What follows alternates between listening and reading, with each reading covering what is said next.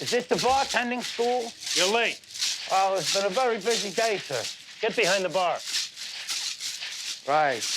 I'm not really a bartender. Keep coming late, you'll never be a bartender. I said a green vest. Where's your green vest? What is your name? Columbo, homicide, police. Oh, you're the one who called? Yes, sir. Right over here. All right, the rest of you start in your workbooks. Lesson 1, Shirley Temples. Get it right. Sorry about that, Lieutenant. How can I help you? It's this photograph, sir. One of my homicide victims. He had some of your matches from that Buckets bar. They were in his pocket. Would you recognize this man at all, sir? Sure. He was in last night. First timer. But the matches don't match. Excuse me? I didn't give him the matches. The lady asked for matches. She smoked. The one he picked up. This lady, would I be far wrong if I said she was a very attractive lady, all dressed in black, wearing a man's black hat? About like that. I wasn't paying much attention, so I can't tell you much. Me, I'm just a bartender. I don't have what you might call a trained policeman's eye. Well, you just tell me what little you know. Well, the lady's another first-timer.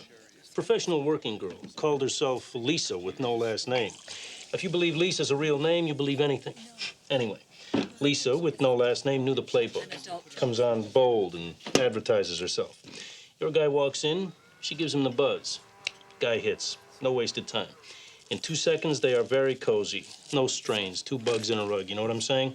You lay some cash on her, and out they go about 9, maybe 9:15, as happy as clams. That is for you, pal. That's some observation for a man who wasn't paying attention. Taste that. Tell me what you think. Well, that's very generous, sir.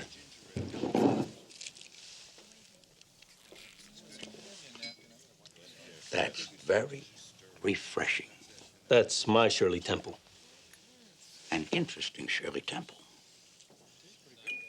Touch of dryness, but a light, sweet bouquet. Very nice. You're a very good bartender, sir. But I think you would make a terrific detective. I love the work I got, Lieutenant.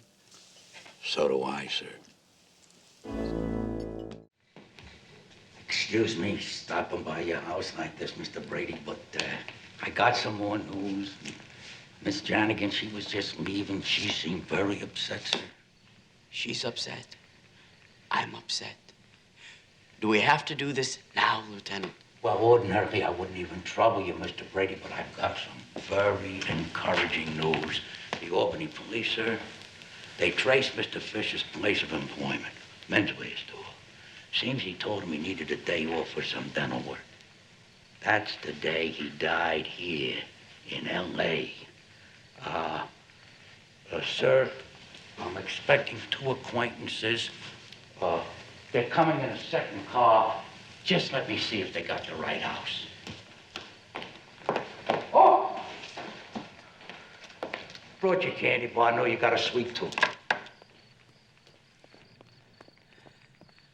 How did he get here? You mean Mr. Fisher? By plane, sir. He arrived that morning. We traced the return ticket, sir. The return? Right in here, fellas. This is the house. Down the stairs. We're in the living room.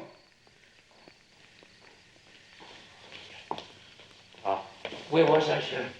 Len had arrived that morning and you traced his return ticket? A return ticket for 11 o'clock the same night, sir. Oh, you mean he only planned on being here for the one day? Just a day, sir.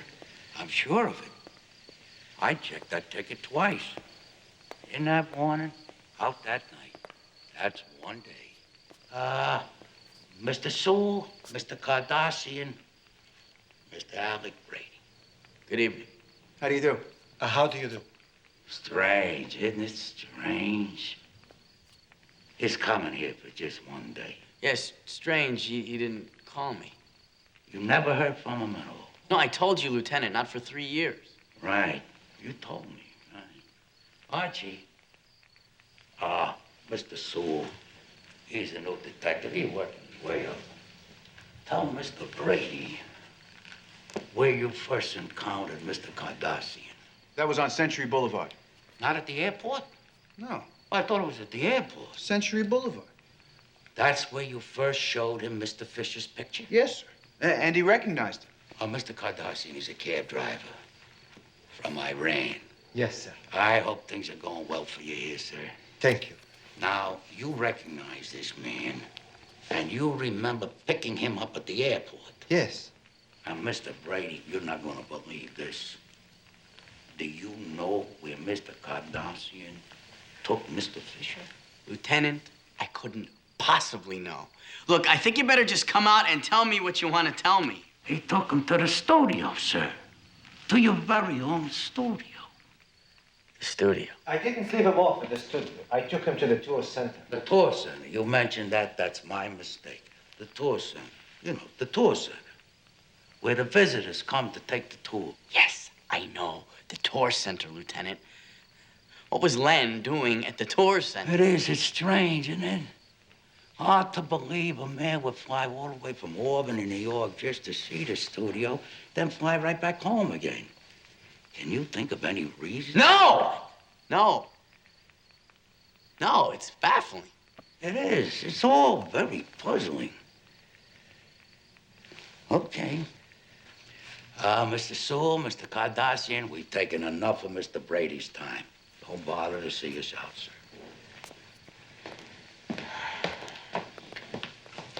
I know it looks like the trail ends at the tour center, sir, but we've come a long way. Don't give up on me yet. Good night, sir. Good night, sir. Nice meeting you. Sweet dreams. What a house. Very nice house. Did I tell you he was a director? A director? He's a great director. That's how he got this house. What does he do, TV? His last movie. Just 1 second, sir. Hold the phone. Let me get this straight.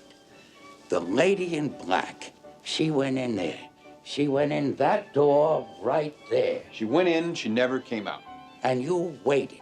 Until I asked the attendant to go see if she was in there. And she wasn't there. Nobody was there. Who came out? How do I know, Lieutenant? Ladies went in, ladies came out. Just ordinary ladies? Ordinary ladies. Ordinary ladies. Did any of these ladies have a suitcase, a package? Were they carrying a bag? I don't know, Something Lieutenant. like that. I wasn't looking for bags or packages. I was waiting for this very exotic brunette. Miss Hendricks, please, ma'am. Thank you very much, Mr. Lenz. Just check with Sergeant Burke. Keep him informed as to your whereabouts. Ma'am, I'm gonna have to go in there. Would you guard the door, ma'am? The ladies' room? But it's almost intermission, Just Lieutenant. 1 minute, ma'am. 1 minute. Oh, dear.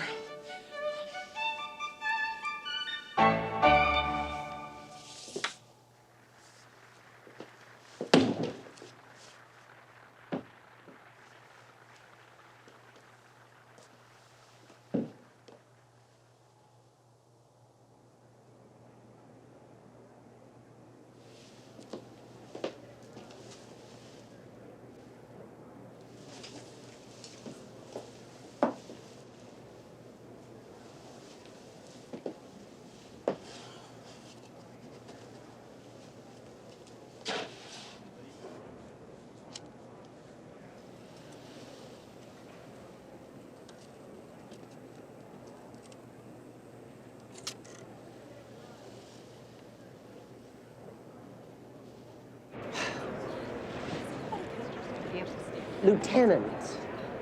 What was he doing in Sorry, there? ma'am. I'm sorry. I'm very sorry. Shame. Excuse me. No, I'm sorry. I'm very sorry. Excuse me. I'm sorry. Forgive me. Oh, sir. Oh, dear.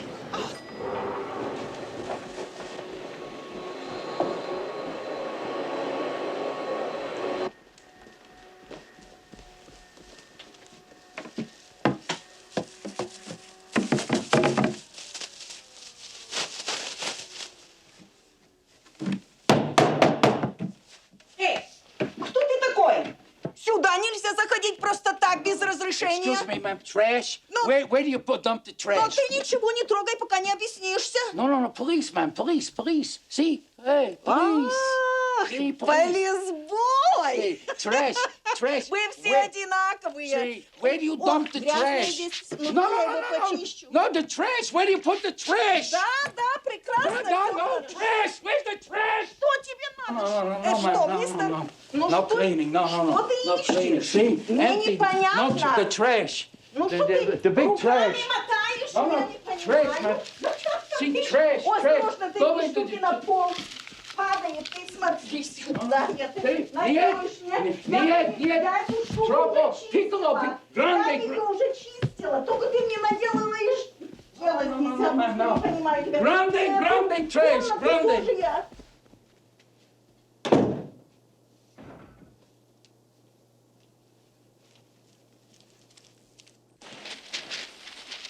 Ну, что ты ищешь так срочно?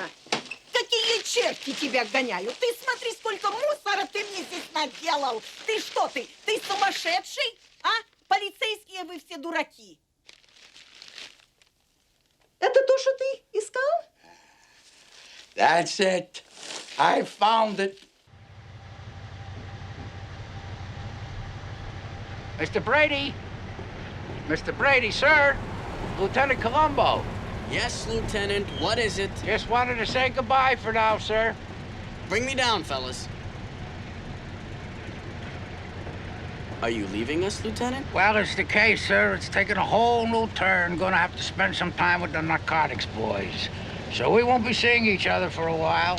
Well, you've got me convinced there's such a thing as too much reality, Lieutenant. Excuse me, sir. You've got me convinced that a real detective doesn't belong in the movies. Well, maybe we can talk about that again. Goodbye, sir. Goodbye, Lieutenant.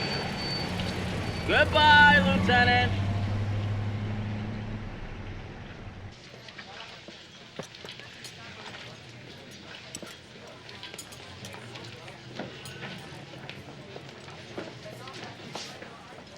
Thank you. Well, Rose, where do we begin? I didn't know we were beginning anything except these.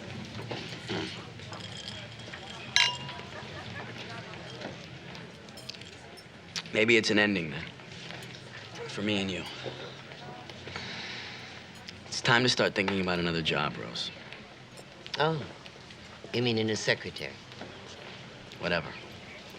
Old Rose, young Alex. Rose too old for Alex, Alex too young for Rose. Excuse me? Here we are. I think there's something you ought to know about me, Alex.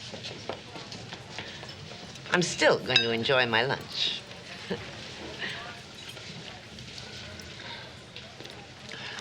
Alex, did you remember to tell that nice Lieutenant Columbo about your phone call from Len Fisher? What difference does that make?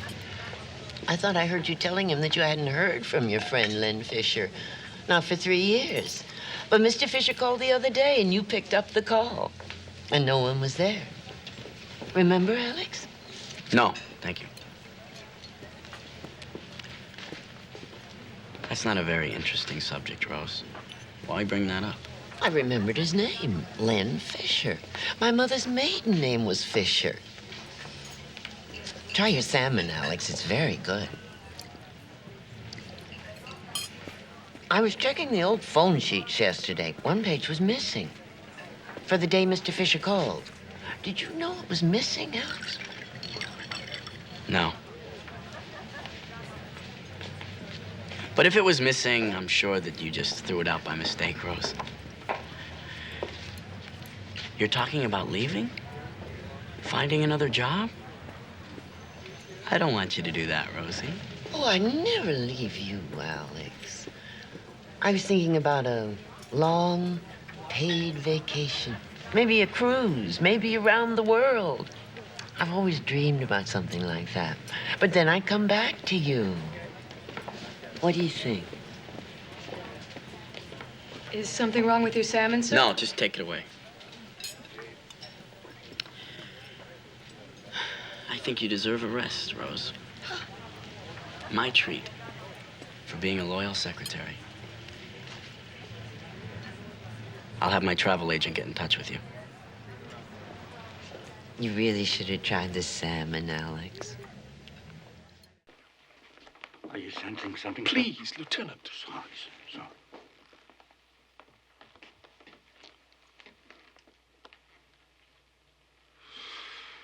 There is an emotional mist in this place. A residue of despair and hopelessness.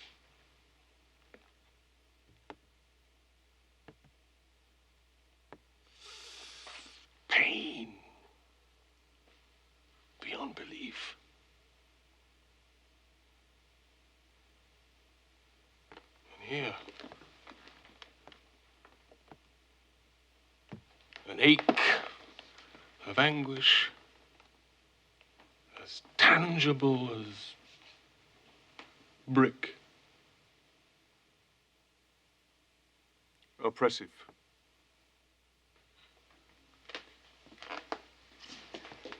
A passion to escape from life itself.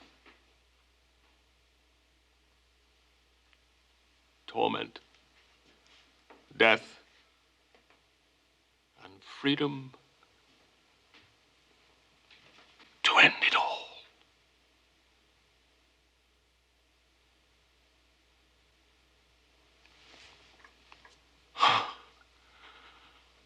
Oh, I'm sorry, Lieutenant. I don't think I can get any more. Suicide? What a terrible, terrible way to die. That's the most incredible thing I've ever seen. To draw all that right out of the air. The atmosphere. The residue. Yeah. Suicide. So it seems. But it couldn't have been suicide. The emotional track was as strong as perfume. Why would a man commit suicide, sir? I observed him to be a broken man. Well, after his test with the Institute, well, his entire universe was shattered. After his lifelong claim that all psychics were frauds, well, he had nowhere left to stand. Well, that could explain suicide, sir, but what about this? Cabbage. Cabbage? And where do you see this? A 3-pound corned beef. Corned beef. Corned beef and cabbage, sir. Why would a man go to the market and buy himself a 3-pound corned beef and pick out 2 head of cabbage and then go home and cut off his own head? Well, he could have bought these things at any time, Lieutenant. You're right again, sir, but what about this?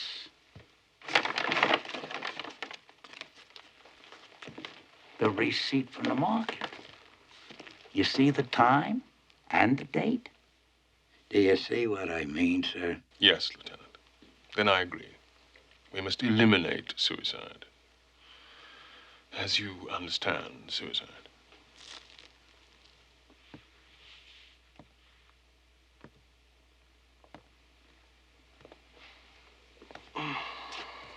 Still, my impressions of this place are pain, despair, and hopelessness. Suicide has many modes. Sometimes the victim can disguise it to himself, provoke an accident, and perish. An accident, Lieutenant. That's terrific sensing, sir. An accident that the victim wants to happen. Exactly. But it couldn't have been an accident. I don't think I follow. It's this screwdriver, sir. To the guillotine, please.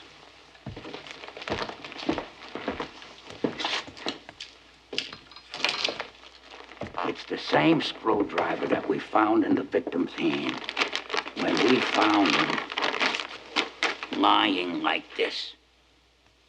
Only without a head, sir. No head and a screwdriver. Can you see how the screwdriver is in his hand, sir? Yes, Lieutenant. I can see very clearly. Now, in this position, before the blade came down, the only screws he could reach were here. Right here. right here inside this track, sir. Like this, sir.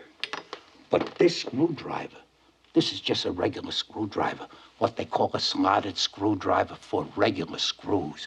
But if you look at this screw, sir, you see here? You see that kind of screw? That's a Phillips head screw. That's a completely different kind of screw. And a Phillips head screw, that takes a completely different kind of screwdriver, like this one here, sir. And we found it on the floor along with other tools near the guillotine. Do you see the difference, sir? Do you see what that means, sir? What do you think it means, Lieutenant? Well, to me, it means that Mr. Dyson couldn't have had the slotted screwdriver in his hand, not when he died. What would he be doing with it? And it means that Mr. Dyson must have been working with the Phillips head screwdriver. And when he died, Phillips head screwdriver, it fell on the floor like this. And here's the really interesting part. Somebody who was here must have picked up the other screwdriver by mistake and put it into Mr. Dyson's hand, maybe to make it look like an accident. But it wasn't an accident, sir. That's what these two screwdrivers tell us. Well, if it couldn't have been an accident, Lieutenant, and it couldn't have been suicide, are you intimating that Max Dyson was, murdered? Oh, no, sir. I'm saying straight out that the man was murdered. Because we have to consider this, too. When the police came, they found this part, what they call a collar. It was lying here like this, way over here. And the lab boys, they found strong traces of blood, Mr. Dyson's blood, on this collar. Which means that when he was killed, the collar was like this. And the murderer, would that be the same one that put the screwdriver back into Mr. Dyson's hand? And the murderer, he took the collar off and he laid it over here. So all of this would look like an accident. But it certainly was a murder, sir. But the newspaper said that the workshop was locked from the inside. 2 doors, both locked. Yes, sir. The elevator door and the door to the stairs. Well, if that's true, and Max Dyson was murdered, how did the murderer get out? That is very puzzling, Mr. Blake. Very puzzling indeed. And I was hoping you could help us with that. Me? How could I? Vibration, sir. Maybe what the murderer was feeling or thinking. Well, so far, Lieutenant, I seem to be picking up all the wrong vibrations. I'm sorry, I don't seem to have been very much help. Well, don't you worry about it, Mr. Blake. Now that we come this far, we're certainly going to find the murderer. And when we do, maybe you can help us by reading his mind.